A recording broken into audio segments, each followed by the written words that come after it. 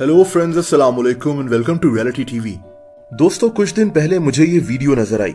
एक आदमी जिसके बारे में क्लेम किया गया कि इस पर एक जिन्नी ने कब्जा कर इससे शादी कर ली है और अब इसका पीछा नहीं छोड़ रही। सच या झूठ, बहरहाल ऐसे वाकयात दुनिया में सामने आते रहते हैं। जैसा कि इस आदमी को देखें जो एक अजीब कहानी सुनाता है। इसका नाम केविन है। ये अमेरिका में रहता है। इस आदमी की बीवी की डेथ हो गई है, लेकिन अब जो मैं आपको बताने जा रहा हूँ वो काफी अजीब है। इसकी बीवी के मरने के बाद केविन ने दूसरी शादी कर ली और दोस्तों फिर इसको अपने घर में किसी के चलने की आवाजें आना शुरू हो गईं। इसके घर का सामान भी खुद से हिल रहा होता था। दोस्तों, ये आदमी मानता है कि ये सब इसकी बीवी की रूह कर रही है, जो मरने के बाद भी इसको किसी और औरत के साथ नहीं देख सकती। यानी ये मानता है कि इसकी बीवी की रूह आज इसके घर में मौजूद है। देखिए, हमारा ईमान है कि रूहें इस तरह से दुनिया में आकर किसी को डरा नहीं सकती, वरना तो कोई भी रूह दुनिया में आकर अपने किसी दुश्मन को डराना शुरू कर दे।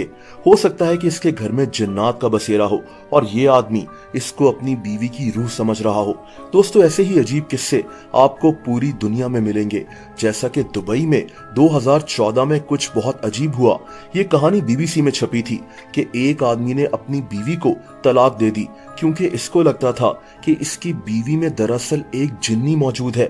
इस आदमी के मुताबिक इसने असल में एक जिन्नी से शादी कर ली है और ये दरअसल किसी इंसान नहीं बल्कि एक जिन्नी के साथ रह रहा है।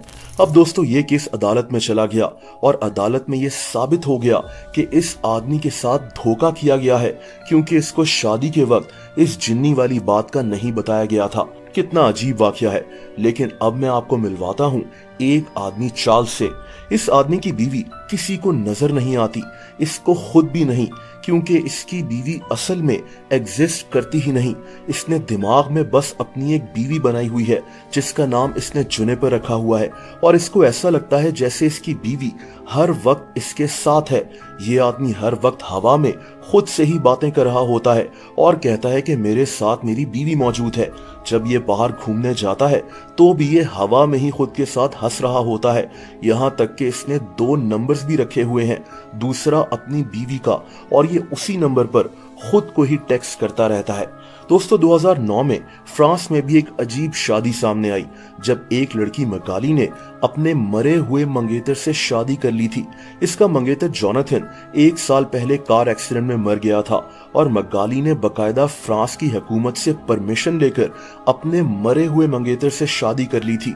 यानी ये आज कानूनी तौर पर एक मरे हुए आदमी से शादीशुदा है। इसी तरह एक औरत अमेंडा बहुत मशहूर हो गई थी क्योंकि इसने दावा किया था कि ये एक भूत को जानती है, एक आदमी की रूह जो 300 साल पहले मर गया था। ये कहती थी कि ये आदमी एक पायरेट था, यानी बहरी कज़ाक था, और फिर इसने एक बोट पर बकायदा एक शादी का फंक्शन रखा। मतलब कुछ भी। जाहिर सी बात है कि ये सिर्फ एक ड्रामा था। ये मशहूर होना चाहती थी, जो कि ये हो भी गई। इसने बताया कि इसकी बकायदा इस रूह से शादी हो गई है और बाद में इसने कहा कि इसकी तलाक भी हो चुकी है। दोस्तों, अब अजीब शादियों का जिक्र आ ही गया है तो हम चलते हैं अमेरिका। अब जो मैं आपको बताने जा रहा हूं वो सुनकर आप शॉक रह जाएंगे।